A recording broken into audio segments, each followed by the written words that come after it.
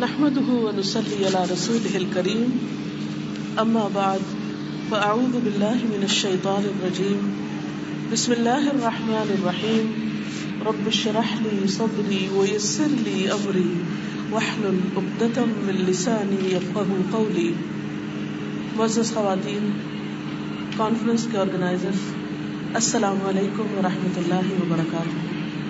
اللہ سبحانہ وتعالیٰ کا لاکھ لاکھ شکر ہے کہ اس نے آج ہم سب کو یہاں پر ملایا اور ہمیں اپنی ذمہ داریوں کو یاد کرنے اور اپنی ذمہ داریوں کو ادا کرنے کے لیے امتحان دینے کا موقع ادا کیا. مجھے آج جو موضوع دیا گیا ہے وہ مسلم خواتین کی ذمہ داریوں میں سے ایک اہم ذمہ داری علم حاصل کرنے کی، یعنی seeking knowledge is a responsibility. یہ بات ہم سب سنتے رہتے ہیں کہ علم حاصل کرنا ہر مسلمان پر فرض ہے. ابن ماجہ کی روایت ہے، قال رسول اللہ صلی اللہ علیہ وسلم طلب العلم فریضۃ علی کل مسلم، کہ علم کا حاصل کرنا ہر مسلمان پر فرض ہے، لازم ہے. It's an obligation, it's a duty. ہم سب اللہ کے فضل و رحمت سے مسلمان ہیں، لیکن کیسے مسلمان ہیں؟ کیا علم والے یا علم کے بغیر؟ آج اگر پوری دنیا کے مسلمانوں کا جائزہ دیا جائے تو مشرق ہو یا مغرب، ہر طرف ایک افسوسناک صورتحال نظر آتی ہے، اور وہ یہ کہ دین کے علوم ہو یا دنیا کے علوم ہو، دونوں میں بھی عمومی طور پر جنرلی مسلم دوسری اقوام سے پیچھے ہیں. اور یہ صورتحال ہماری دنیا اور آخرت دونوں کے لیے نقصان دہ ہے. جب ہمارے دین نے ہمارے لیے علم حاصل کرنے کو ایک فریضہ قرار دیا ہے، اٹس این obligation، تو پھر اس سے فرار ہو ہی نہیں سکتا. قرآن مجید میں اللہ سبحانہ وتعالیٰ فرماتے ہیں، قل هل يستوي الذين يعلمون والذين لا يعلمون، کہہ دیجیے کہ وہ جو جانتے ہیں اور وہ جو نہیں جانتے کیا برابر ہو سکتے ہیں؟ ہرگز بھی برابر نہیں ہو سکتے.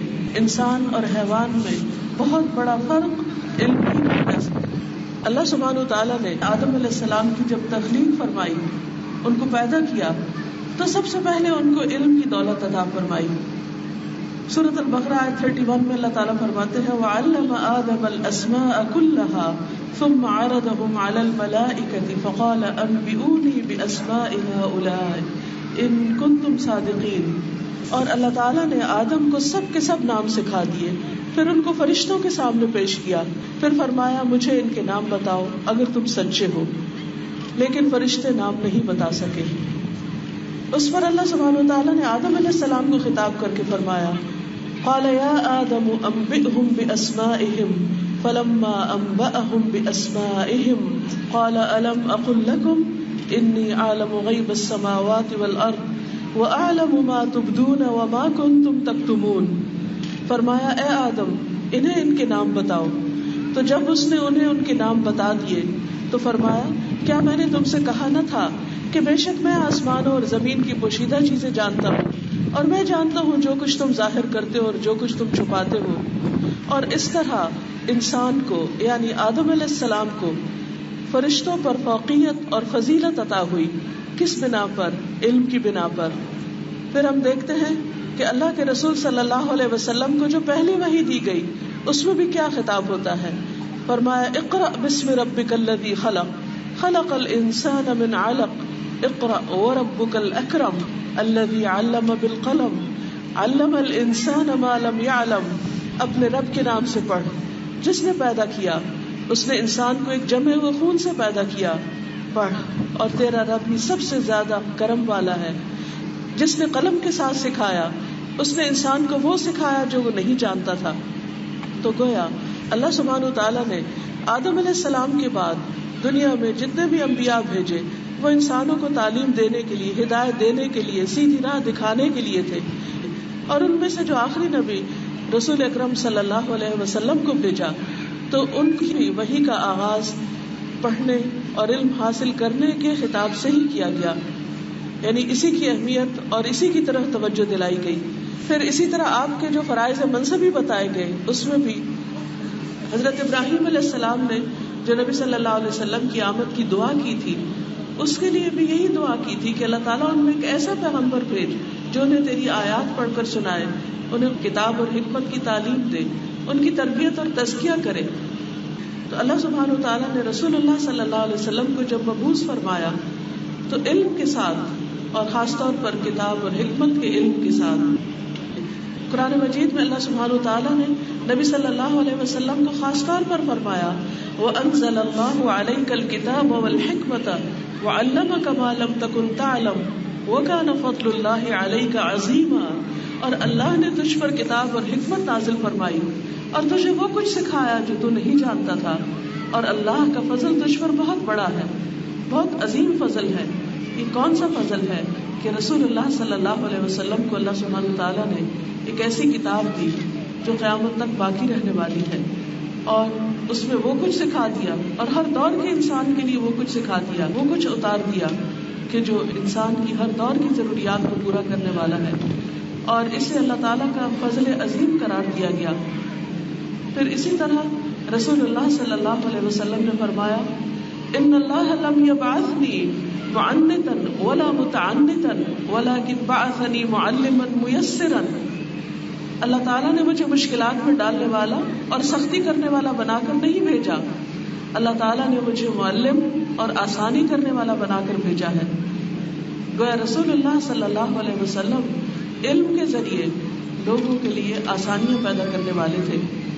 پھر اسی طرح جتنے بھی انبیاء آئے ہیں انہوں نے دنیا میں جاتے وقت کوئی درہم و دینار نہیں چھوڑے، مال و دولت نہیں چھوڑی، بلکہ کیا فرمایا ان الانبیاء لم یورثوا دینارا ولا درہما انما ورثوا العلم فمن اخذ به اخذ بحظ وافر، کہ علماء انبیاء کے وارث ہیں، اور بے شک انبیاء کی وراثت درہم و دینار نہیں ہوتے، ان کی میراث علم ہے، جس نے اسے حاصل کیا اس نے انبیاء کی وراثت سے بہت سارا حصہ حاصل کر لیا۔ یعنی اللہ سبحانہ وتعالیٰ کے چنے ہوئے لوگ انبیاء، ان کو اللہ نے کس چیز کے ساتھ عزت بخشی؟ علم کے ساتھ عزت بخشی، اور انہوں نے اپنے پیچھے جاتے وقت دنیا کی دولت نہیں چھوڑی، علم چھوڑا، اور پھر ان کے وارث کن کو قرار دیا؟ علم والوں کو، خواہ ان کو نبوت نہ بھی ملے، خواہ ان کو رسول نہ بنا کر نہ بھی بھیجا جائے، لیکن ان کو دنیا میں جو مقام اور عزت دی گئی باقی تمام انسانوں کے مقابلے میں وہ ان کے علم کی وجہ سے عطا کی گئی۔ تو اس لیے عزیز بہنوں، آج اس دنیا میں جو ہم ایک مختصر سے وقت کے لیے آئے ہیں، صرف چند دنوں کی بات ہے، کیونکہ آخرت کے مقابلے میں اس دنیا کا وقت نہ ہونے کے برابر ہے۔ قیامت کے دن انسان کہے گا کہ میں دنیا میں دن یا دن کا بھی کچھ حصہ گزار کر آیا ہوں، آخرت کے مقابلے میں یہ ساری زندگی ایک دن سے کچھ زیادہ نہیں۔ اس ایک دن کو جو ہمیں ملا ہے، اس میں ہم سب کو یہ دیکھنا ہے کہ ہم اپنے لیے کیا اکٹھا کر رہے ہیں، ہم اپنے لیے کیا جمع کر رہے ہیں، ہم کون سے میراث سمیٹ رہے ہیں، ہم کس چیز کی طرف دوڑ رہے ہیں، ہم اپنے دن کا ایک بہت بڑا حصہ اور ایک بہت بڑا وقت کس کام میں لگا دیتے ہیں، ہمارے شوق کیا ہیں، ہماری اپنے آئندہ نسلوں کے لیے پرائرٹیز کیا ہیں، ہم ان کے لیے کیا چاہتے ہیں، کیونکہ ماں ایک بہترین معلمہ ہے اور ماں کی گود سے نسلیں روشنی حاصل کر کے نکلتی ہیں، اور اگر ماں ہی جاہل ہو اور ماں ہی کا شوق اگر علم حاصل کرنے کا نہ ہو تو باقی سب کے لیے، آئندہ نسلوں کے لیے بھی پھر روشنی کی بجائے پھر اندھیرے ہی اندھیرے ہو سکتے ہیں۔ ہم آج بحیثیت مسلمان امت کے دنیاوی علوم میں بھی پیچھے ہیں، حالانکہ دنیا میں ترقی کا راز علم حاصل کرنا ہے، جسے کہا جاتا ہے کہ نالج از پاور۔ آج مسلمان پاور سے کیوں محروم ہیں؟ اس لیے کہ وہ علم سے محروم ہیں، اور اسی طرح آخرت کی کامیابی بھی اسی وقت حاصل ہو سکتی ہے کہ جب ہمارے پاس صحیح علم ہو کہ ہمارے رب نے ہمیں پیدا کس لیے کیا، ہماری زندگی کا مقصد کیا ہے، ہمیں اس زندگی کے بعد کیا درپیش ہے، ہماری موت کس طرح آئے گی، ہماری قبر میں کیا ہوگا، قبر کے بعد حشر کے میدان میں ہمارے ساتھ کیا معاملہ کیا جائے گا، وہاں ہم سے کس چیز کا سوال کیا جائے گا۔ اگر ان تمام چیزوں کے بارے میں ہمیں یقینی علم نہیں تو ہم اس کے مطابق اپنی زندگی بسر نہیں کر سکتے۔ آج کا یہ ایک دن ہمارا صحیح طور پر نہیں گزر سکتا اگر ہم صحیح راستے پر نہیں چل رہے، اور صحیح راستے پر وہی چلتا ہے جسے راستے کے نشان معلوم ہو، اور راستے کے نشان وہی دیکھ سکتا ہے جس کے پاس روشنی ہو، علم کی روشنی، اس لیے نہایت ضروری ہے کہ ہم انبیاء علیہم السلام رسول اللہ صلی اللہ علیہ وسلم کے اس راستے پر چلیں کہ جو ہمارے لیے روشنی ہے، جو ہمیں حق اور باطل کے درمیان فرق کر کے بتانے والا ہے، جس سے ہمیں حلال اور حرام کا واضح پتہ چلتا ہے، جس سے ہمیں جائز اور ناجائز، اللہ سبحانہ وتعالیٰ کی پسند اور ناپسند کا واضح طور پر علم ہو سکتا ہے. جب تک ہمارے پاس یہ علم نہیں ہوگا ہم نہیں جان سکیں گے کہ ہمارا رب ہم سے کیا چاہتا ہے. اور اگر ہم زندگی اسی طرح بسر کر کے چلے گئے کہ ہمیں یہ بھی نہ صحیح طرح پتا ہو کہ ہم دنیا میں آئے کیوں اور ہمارا رب ہم سے کیا چاہتا تھا کہ ہم یہاں سے کیا کر کے نکلے، تو ہم واپس اپنے رب کے سامنے کھڑے ہو کر کیسے جواب دیں گے. رسول اللہ صلی اللہ علیہ وسلم نے صحابہ کرام کو کیا بانٹا، کیا دیا. صحابہ کرام اور آپ صلی اللہ علیہ وسلم کے جتنے بھی ساتھی تھے ان کے پاس بعض کا 2 وقت کا کھانا نہیں ہوتا تھا، لیکن دن رات وہ نبی صلی اللہ علیہ وسلم سے ایمان اور عمل صالح، اخلاق اور علم کے موتی چنتے رہتے تھے. جس چیز نے انہیں ایسا ہیرا بنا دیا، ایسے چمکدار ستارے بنا دیے کہ جس سے ہم آج بھی روشنی حاصل کر رہے ہیں. رسول اللہ صلی اللہ علیہ وسلم کے صحابہ میں سے کوئی حلال و حرام کے سب سے بڑے عالم ہیں جیسے معاذ بن جبل، کوئی کتاب اللہ کے سب سے بڑے قاری ہیں جیسے ابی بن کعب، کوئی علم وراثت کے سب سے بڑے عالم ہیں جیسے زید بن ثابت، کوئی علم حدیث کے بہت بڑے راوی ہیں جیسے ابو ہریرہ رضی اللہ عنہ. اور نہ صرف یہ کہ مرد حضرات بلکہ خواتین، جن میں سے سر فہرست حضرت عائشہ رضی اللہ تعالی عنہا ہیں کہ جنہوں نے 2210 احادیث روایت کی ہیں، اور جن کے بارے میں یہ کہا جاتا ہے کہ صحابہ کرام کہتے ہیں کہ جب ہمیں کوئی مشکل پیش آتی تو ہم جب حضرت عائشہ کے پاس جاتے تو ہمیں اپنے سوالوں کا تسلی بخش جواب ملا کرتا تھا، اور جیسا خطبہ ان کا ہم نے سنا ویسا خطبہ ہم دیگر مرد حضرات کا بھی نہیں سنے تھے. یعنی حضرت عائشہ رضی اللہ تعالی عنہا حضور صلی اللہ علیہ وسلم کے بعد امت میں ایک بہت بڑے عالم کی حیثیت سے اپنی زندگی بسر کی ہے کہ جنہوں نے تقریباً 48 ایئرز تک لوگوں کو، جن میں مرد اور خواتین اور بچے اور بڑے اور بزرگ سبھی شامل ہیں، ان سب کو ہر طرح کے علوم سے مستفید کیا ہے.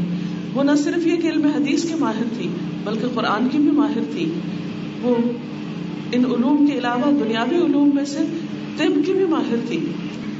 کسی نے ان سے پوچھا کہ قرآن و سنت تو آپ کو معلوم ہو سکتا ہے کیونکہ اللہ کے رسول صلی اللہ علیہ وسلم کے گھر میں آپ نے پرورش پائی، لیکن یہ طب آپ نے کہاں سے سیکھی؟ تو انہوں نے کہا کہ جس وقت حضور صلی اللہ علیہ وسلم کے پاس مختلف طرح کے لوگ آتے جن میں اطباء بھی ہوتے، مختلف وفود آتے، وہ آ کر اپنے تجربات اور حکمت کی جو باتیں آپ سے شیئر کرتے، میں ان کو سن کر یاد کر لیا کرتی تھی. اسی طرح شعر و شاعری کی بھی ماہر تھی. یہ تمام خصوصیات اور یہ تمام قسم کی خاص باتیں جو ہیں حضرت عائشہ رضی اللہ تعالیٰ عنہ کی سیرت میں آپ پڑھ سکتے ہیں کہ کس طرح انہوں نے علم کے میدان میں اتنی ترقی حاصل کی، اور اس میں ہمارے لیے ایک بہترین مثال ہے. اور حقیقت یہ ہے کہ ہم سب کے لیے علم حاصل کرنا اس لیے بھی ضروری ہے کہ علم کے بغیر سب سے پہلا کام یعنی اللہ سبحانہ وتعالیٰ کی پہچان ہی نہیں ہو سکتی. اللہ تعالیٰ فرماتے ہیں فَعْلَمْ أَنَّهُ لَا إِلَهَ إِلَّا هُوَ، جان لو کہ اللہ سبحانہ وتعالیٰ ایک ہے، نہیں کوئی الہ مگر وہی ہے. تو گویا توحید کا سبق علم کے بغیر حاصل نہیں ہو سکتا. قرآن مجید میں اللہ تعالیٰ کی پہچان کے لیے ایک اور جگہ پر بھی آتا ہے فَعْلَمْ أَنَّهُ لَا إِلَهَ إِلَّا اللَّهُ، سورۃ محمد آیت 19 میں، کہ بس علم حاصل کرو کہ بے شک حقیقت یہ ہے کہ اللہ کے سوا کوئی معبود نہیں ہے. پھر اسی طرح اللہ سبحانہ وتعالیٰ کی صفات کا علم وہ بھی جاننے سے ہی معلوم ہوگا، کیونکہ جب تک ہم نہیں جانتے کہ ہمارا رب کیسا ہے ہمارا اس سے صحیح تعلق ہی استوار نہیں ہو سکتا. اللہ سبحانہ وتعالیٰ کی خشیت بھی علم والوں ہی کو حاصل ہوتی ہے. انما یخشی اللہ من عباده العلماء ان اللہ عزیز غفور. اللہ سے تو بس اس کے علم والے بندے ہی ڈرتے ہیں. اللہ کی خشیت، اللہ سبحانہ وتعالیٰ کے مقام کی پہچان اور اللہ سبحانہ وتعالیٰ کی قدر یہ بھی علم والوں ہی کو ہو سکتی ہے. اس لیے ان تمام چیزوں کے لیے بھی باقاعدہ انسان کو جاننے کی ضرورت ہے. پھر اسی طرح آخرت کی بہترین کامیابی کے لیے اللہ کی کتاب کا جاننا ضروری ہے. فرمایا ان الذین یتلون کتاب اللہ واقاموا الصلاۃ وانفقوا مما رزقناہم سرا وعلانیۃ یرجون تجارۃ لن تبور، کہ بے شک جو لوگ اللہ کی کتاب پڑھتے ہیں اور نماز قائم کرتے ہیں اور جو ہم نے ان کو دیا ہے اس میں سے کھلے چھپے خرچ کرتے ہیں، وہ ایسی تجارت کی امید رکھتے ہیں جو کبھی برباد نہ ہوگی، کبھی ختم نہ ہوگی. لہذا تجارت لن تبور اس وقت تک نہیں ہو سکتی جب تک کہ ہم علم حاصل نہ کریں. پھر اسی طرح علم حاصل ہوتا ہے تو ہی انسان جب قرآن کو پہچانتا ہے. تلاوت کا مطلب صرف اچھی قرات کرنا ہی نہیں، صرف اس کے قواعد اور تجوید کو جاننا ہی نہیں کافی، بلکہ اس کے اندر غور و فکر بھی ہے. اور جب انسان کو قرآن کے اندر غور و فکر کی صلاحیت حاصل ہو جاتی ہے، اس میں تفکر اور تدبر کرتا ہے، تو پھر انسان کے دل کی حالت بدل جاتی ہے، انسان کا دل پگھل جاتا ہے. قرآن مجید میں اللہ تعالیٰ فرماتے ہیں کہ بے شک جن لوگوں کو اس سے پہلے علم دیا گیا، جب ان کے سامنے اسے یعنی قرآن کو پڑھا جاتا ہے تو وہ ٹھوڑیوں کے بل سجدہ کرتے ہوئے گر جاتے ہیں. آخر آج ہم بھی تلاوت سنتے ہیں، قرآن سنتے ہیں، ہمارے آنسو کیوں نہیں گرتے، ہمارے سر کیوں نہیں جھکتے، اور ہم کیوں نہیں سجدے میں پڑ جاتے؟ اس لیے کہ ہم قرآن مجید کو صحیح طور پر سمجھتے ہی نہیں. پھر اسی طرح عزیز بہنوں، اللہ سبحانہ وتعالیٰ کی صحیح عبادت کا حق ادا ہی نہیں ہو سکتا جس کے لیے اللہ نے ہمیں پیدا کیا جب تک علم نہ ہو. وَمَا خَلَقْتُ الْجِنَّ وَالْإِنسَ إِلَّا لِيَعْبُدُونَ. میں نے جن و انس کو اپنی عبادت کے لیے پیدا کیا، لیکن عبادت کے طریقے معلوم کرنے کی ضرورت ہے. اگر ہمیں معلوم ہی نہیں کہ طہارت کس طرح مکمل ہوتی، اگر ہمیں معلوم ہی نہیں کہ نماز کن کن چیزوں سے باطل ہوتی، اگر ہمیں معلوم ہی نہیں کہ زکوٰۃ کیسے ادا کی جاتی، حج کے مناسک نہیں معلوم، یا پھر روزے کے ادب آداب معلوم نہیں، تو ہم کس طرح صحیح طور پر عبادت کا حق ادا کر سکتے ہیں؟ اور مومن کی زندگی صرف نماز روزہ ہی عبادت نہیں، اس کی تو پوری زندگی ہی عبادت ہے. انسان اپنی زندگی کا ہر وہ کام جو اللہ سبحانہ وتعالیٰ کی رضا کے لیے کرتا ہے وہ عبادت ہے. لیکن اگر ہمیں یہ نہیں معلوم کہ مثلاً اس وقت اللہ تعالیٰ مجھ سے کیا چاہتے ہیں، اور اس کو میرا اس وقت یہ وقت گزارنا اور زندگی کا باقی بھی لمحہ لمحہ گزارنا کس حال میں گزارنا پسند ہے، تو ہم کس طرح اپنی زندگی کا مقصد پورا کر سکتے ہیں؟ اور پھر اگر ہم مقصد پورا کیے بغیر واپس جاتے ہیں تو اللہ سبحانہ وتعالیٰ کو وہاں جا کر کیسے راضی کر سکتے ہیں؟ پھر اسی طرح یہ ہے کہ اللہ سبحانہ وتعالیٰ تک جو راستہ جاتا ہے صراط مستقیم، اس پر خود چلنے اور دوسروں کو چلانے کے لیے، اندھیروں سے روشنی کی طرف جانے کے لیے علم چاہیے. قرآن مجید میں اللہ سبحانہ وتعالیٰ فرماتے ہیں قد جاءکم من اللہ نور وکتاب مبین یہدی بہ اللہ من اتبع رضوانہ سبل السلام ویخرجہم من الظلمات الی النور بإذنہ ویہدیہم الی صراط مستقیم. بے شک تمہارے پاس اللہ کی طرف سے ایک روشنی اور ایک واضح کتاب آئی ہے جس کے ساتھ اللہ ان لوگوں کو جو اس کی رضا کے پیچھے چلے سلامتی کے راستوں کی ہدایت دیتا ہے، اور انہیں اپنے حکم سے اندھیروں سے روشنی کی طرف نکالتا ہے، اور انہیں سیدھے راستے کی طرف ہدایت دیتا ہے.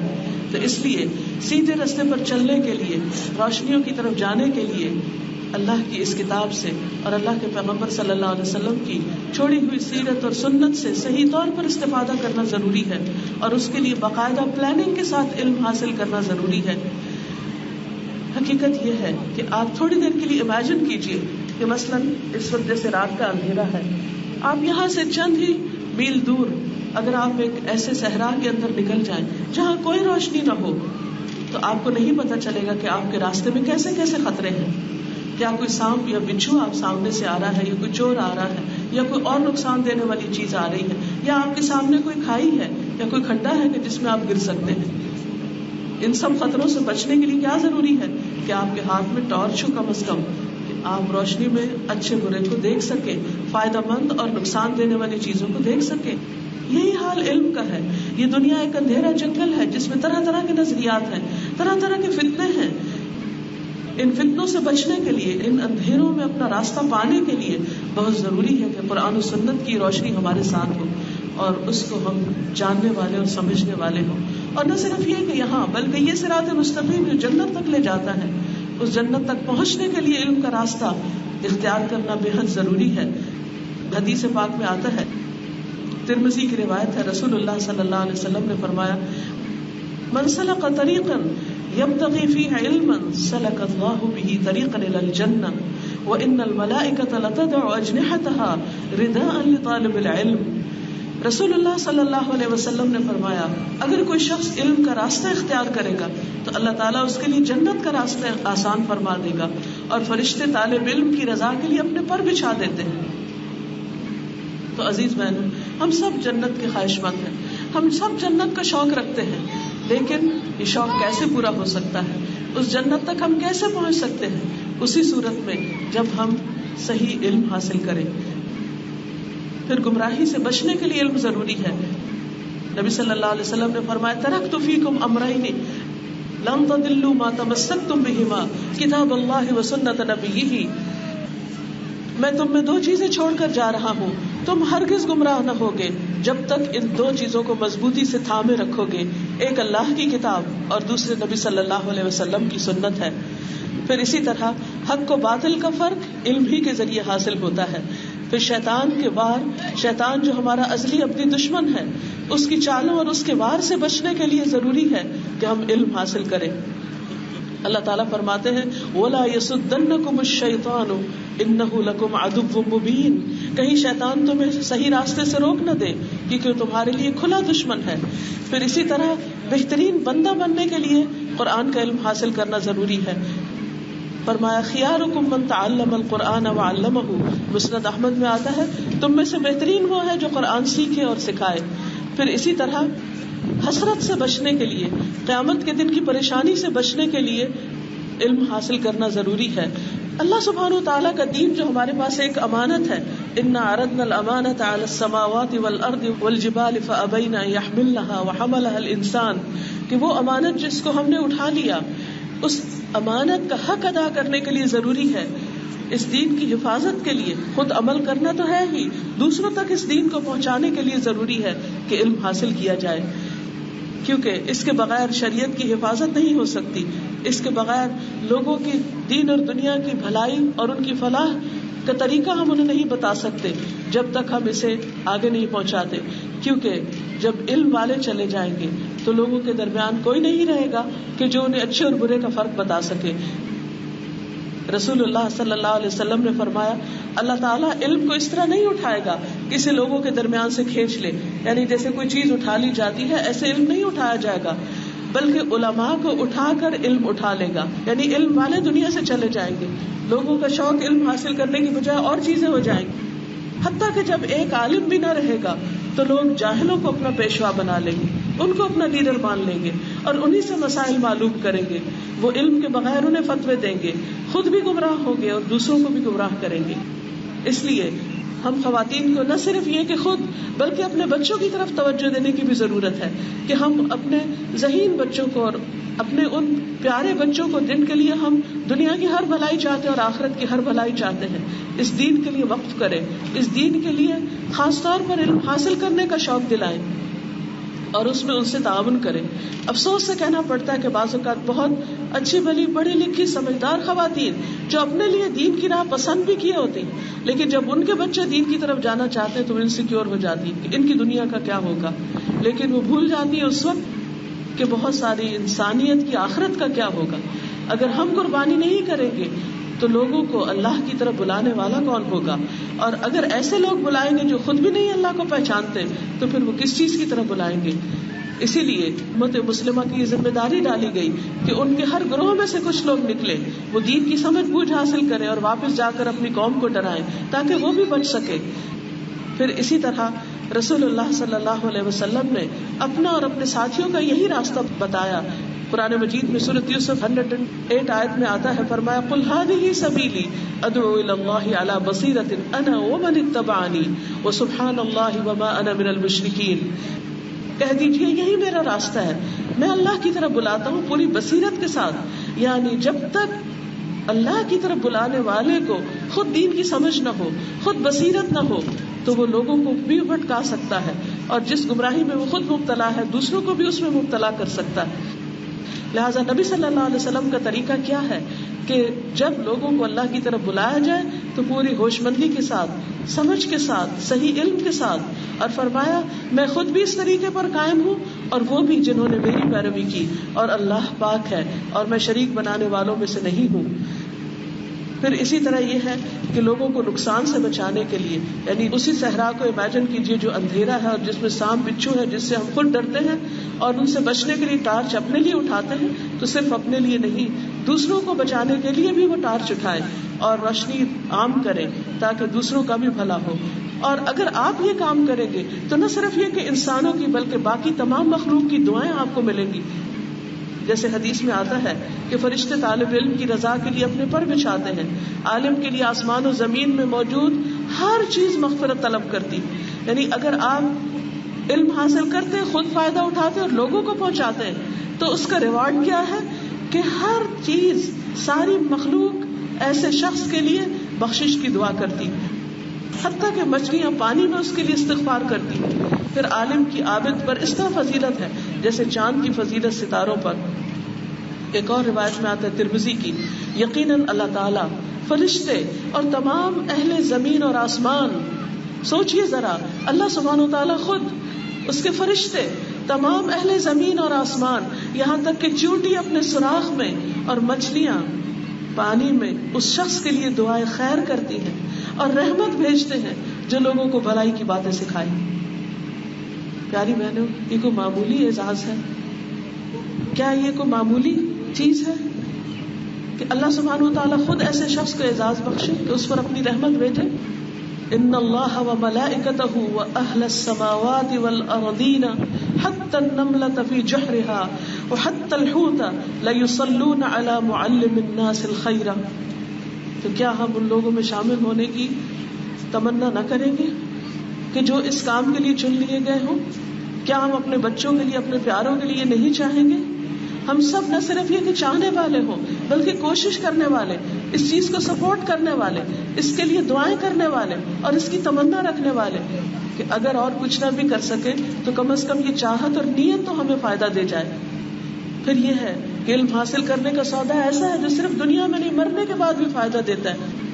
انسان کا اپنا عمل تو ختم ہو جائے گا، ہاں اگر وہ کوئی علمی خدمت کر کے گیا ہے تو مرنے کے بعد بھی وہ اس کے لیے صدقہ جاریہ ہوگا.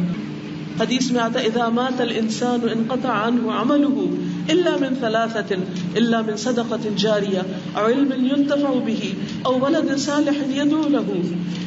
رسول اللہ صلی اللہ علیہ وسلم نے فرمایا، صحیح مسلم کی روایت ہے، جب انسان فوت ہو جاتا ہے تو اس کے سارے اعمال کا سلسلہ ختم ہو جاتا ہے سوائے 3 چیزوں کے. ان میں سے ایک صدقہ جاریہ، یا ایسا علم جو نفع مند ہو، یا نیک اولاد جو اس کے لیے دعا کرے.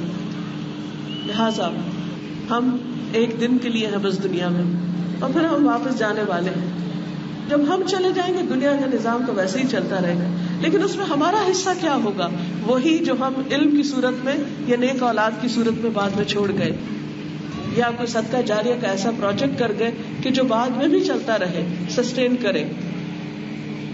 اور پھر جب ہم آگے جائیں تو وہاں جا کر جو پہلا انٹرویو ہے ہمارا قبر میں فرشتوں کے ساتھ، پہلا حساب کتاب، اس کی تیاری بھی اسی وقت ہو سکتی ہے جب ہمارے پاس علم ہو.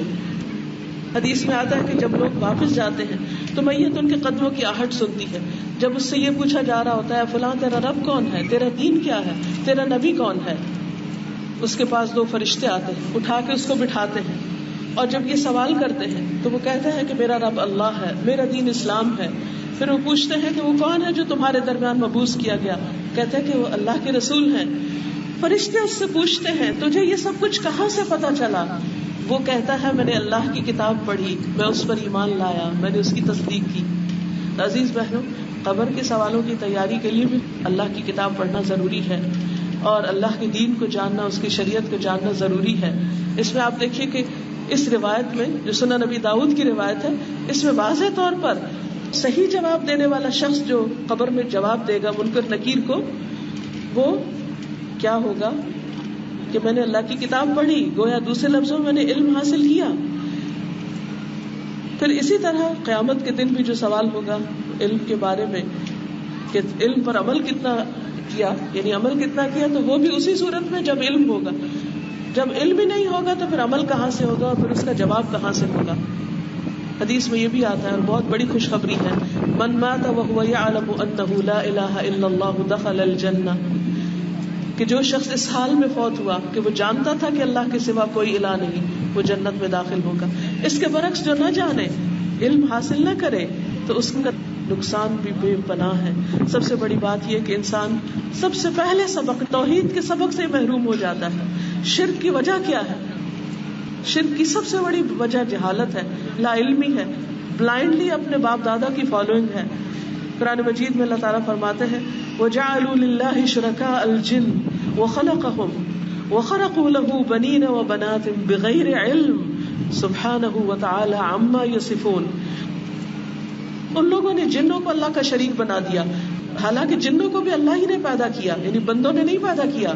پھر بغیر علم کے اس کے لیے بیٹے اور بیٹیاں گھڑ لیے، یعنی انہیں پتہ ہی نہیں ہے اس بات کا کہ اللہ کا کوئی بیٹا نہیں اور اللہ کی کوئی بیٹیاں نہیں، لیکن وہ جہالت کے ساتھ یہ گناہ کرتے چلے جا رہے ہیں.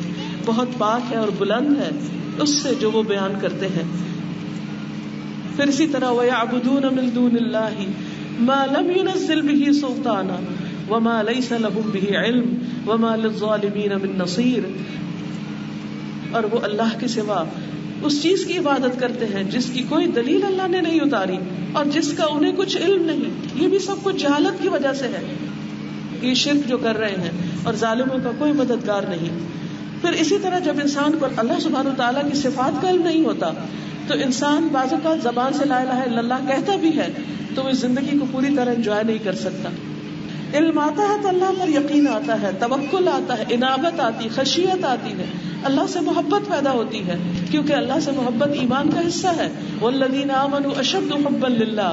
اور اگر اللہ کے بارے میں ہم جانتے ہی نہیں تو اللہ کی حقیقی محبت کہاں سے پیدا ہوگی؟ پھر اسی طرح رسول اللہ صلی اللہ علیہ وسلم کے بارے میں جاننا اور اس بات کو جاننا کہ آپ کی رسالت سب کے لیے ہے، یہ بھی علم ہی کے ساتھ ہے. فرمایا وما ارسلناک الا کافۃ للناس بشیرا ونذیرا ولکن اکثر الناس لا يعلمون. لوگوں کی اکثریت جانتی نہیں کہ محمد رسول اللہ لوگوں کے لیے خوشخبری دینے والے اور ڈرانے والے بنا کر بھیجے گئے ہیں. کیوں؟ اس لیے کہ ہم نے خود آپ کا مقام نہیں پہچانا اور لوگوں کو اس سے متعارف نہیں کرایا. پھر یہ کہ علم کا نہ ہونا منافقت کو جنم دیتا ہے، نفاق پیدا ہوتا ہے. منافقین کی صفت کئی بار قرآن مجید میں بتائی گئی، لا يعلمون، لا يشعرون، لا يفقهون، کہ وہ علم نہیں رکھتے، شعور نہیں رکھتے، دین کی سمجھ نہیں رکھتے. قرآن مجید میں اللہ تعالیٰ فرماتے ہیں وَلَٰكِنَّ الْمُنَافِقِينَ لَا يَعْلَمُونَ. رسول اللہ صلی اللہ علیہ وسلم نے فرمایا خصلتان لا يجتمعان فی منافق حسن سمت ولا فقہ فی الدین. دو خصلتیں ایسی ہیں جو منافق میں کبھی جمع نہیں ہو سکتی، اچھا اخلاق اور دین کی سمجھ. اور جب انسان علم حاصل نہیں کرتا، غفلت کی زندگی بسر کرتا ہے، تو صرف نفاق نہیں، دلوں کے اندر سختی بھی پیدا ہو جاتی، دلوں پر مہر لگ جاتی ہے، اور اس طرح انسان خود بھی بھٹکتا ہے اور خواہشات کے پیچھے لگ کر دوسروں کو بھی بھٹکاتا ہے. اللہ تعالیٰ فرماتے ہیں فَمَنْ أَظْلَمُ مِمَّنِ افْتَرَى عَلَى اللَّهِ كَذِبًا لِيُضِلَّ النَّاسَ بِغَيْرِ عِلْمٍ إِنَّ اللَّهَ لَا يَهْدِي الْقَوْمَ الظَّالِمِينَ. پھر اس سے زیادہ ظالم کون ہے جو اللہ پر جھوٹ باندھے تاکہ لوگوں کو کسی علم کے بغیر گمراہ کر دے. بے شک اللہ ظالم لوگوں کو ہدایت نہیں دیتا. یہ ظالم کون ہے جو علم حاصل نہ کرے اور اس طرح خود بھی بھٹکے اور دوسروں کو بھی بھٹکائے اور نعوذ باللہ اللہ سبحانہ وتعالیٰ کے بارے میں ناحق باتیں کہے. پھر لا علمی کی وجہ سے اختلافات اور جھگڑے بھی بہت پیدا ہوتے ہیں اور اللہ سبحانہ وتعالیٰ کی ذات کے بارے میں لوگ جھگڑنے لگتے ہیں. وَمِنَ النَّاسِ مَن يُجَادِلُ فِي اللَّهِ بِغَيْرِ عِلْمٍ وَلَا هُدًى وَلَا كِتَابٍ مُنِيرٍ. لوگوں میں سے کوئی ایسا ہے جو اللہ کے بارے میں بغیر کسی علم کے، بغیر ہدایت کے، بغیر کسی روشن کتاب کے جھگڑا کرتا رہتا ہے، اور اس طرح انسان صحیح علم سے، صحیح دین سے محروم ہو جاتا ہے. اور جب علم سے محروم ہوتا ہے تو بنی اسرائیل جس مصیبت میں پڑے، اور وہ کیا تھی کہ وہ کتاب کو نہیں جانتے تھے، خواہشات کے پیچھے چلتے تھے. فرمایا وَمِنْهُمْ أُمِّيُّونَ لَا يَعْلَمُونَ الْكِتَابَ إِلَّا أَمَانِيَّ وَإِنْهُمْ إِلَّا يَظُنُّونَ. ان میں سے کچھ ان پڑھ ہیں جو کتاب کا علم نہیں رکھتے، یعنی ان پڑھ ان کو کہا گیا جو اللہ کی کتاب کو نہیں جانتے سوائے چند آرزوؤں کے، اور اس کے سوا کچھ نہیں کہ وہ گمان کرتے ہیں، یعنی اپنی زندگی اور آخرت کے بارے میں صرف وہم و گمان کے اوپر جی رہے ہیں، حقیقی معنوں سے نہیں. پھر اسی طرح یہ کہ انسان کسی بھی اپنے فرائض کو، چاہے وہ بندوں کے بارے میں ہو کہ حقوق العباد کا معاملہ ہو، چاہے والدین کے حقوق ہو یا اولاد کے حقوق ہو یا شوہر کے حقوق یا بیوی کے حقوق، ان سب کو بھی ادا نہیں کر سکتا جب تک کہ وہ صحیح طور پر جانتا نہیں اور ان کی انٹینسٹی کو نہیں جانتا کہ اگر ان حقوق کو ادا نہ کیا تو کتنی سخت پوچھ ہوگی. پھر اسی طرح قبر میں جب سوالات ہوں گے تو منافق جب وہ جواب نہیں دے پائے گا تو کہے گا کہ میں نہیں جانتا، اور وہ خاص طور پر یہ کہے گا کہ میں لوگوں سے جو سنتا تھا وہی کہتا تھا، میں خود نہیں جانتا تھا. پھر اسی طرح یہ ہے کہ علم حاصل کرنا سب کے لیے تو ضروری ہے، لیکن ہم خواتین کے لیے بے حد ہی ضروری ہے، کیونکہ ہم صرف اپنے نہیں، اپنے بچوں کے بھی اچھے برے کے ذمہ دار ہیں، اور ان کو ہم اپنی صرف زبان سے یا لیکچر سے نہیں سکھاتے، ان کو ہم اپنے عمل سے سکھاتے ہیں.